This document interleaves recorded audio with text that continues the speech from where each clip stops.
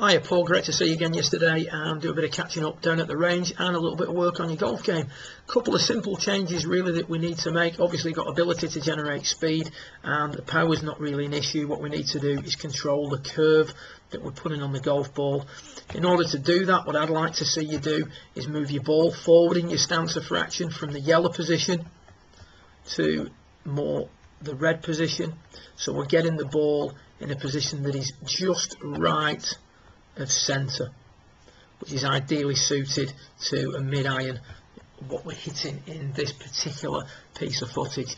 We've got the ball a little bit too far back in the stance.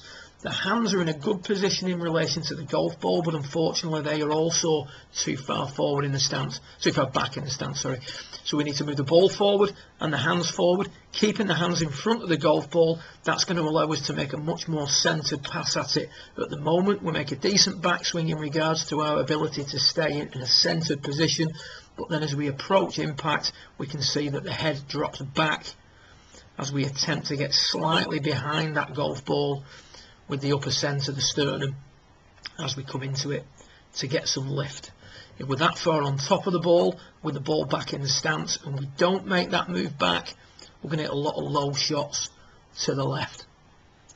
So that move through impact, which is causing you some problems in regards to your strike and direction, is caused by an incorrect setup where the ball's too far back and the hands are too far back also. If we then look at you from down the target line, the big problem here is that the arms come off the rib cage. You can see it set up, arms resting on the rib cage during your takeaway, arms continue to stay on your rib cage. 3/4 of the way in, arms still on the rib cage, and we can see now this right arm working in across the chest, which is good. I want to keep that club on the inside. Unfortunately, we now get a little bit long. We start to see the left arm lifting off the rib cage as the right arm works up the chest. And now we're very upright. Big gap here, which is going to make it very hard to consistently repeat and coordinate your golf swing. From here we're going to make a move slightly over the top. Can't quite get the club on the inside. Fighting to keep it on the inside. But unfortunately you can see the swing is too much to the right on the way through, and that particular shot we just cut it off to the left a little bit as we came through.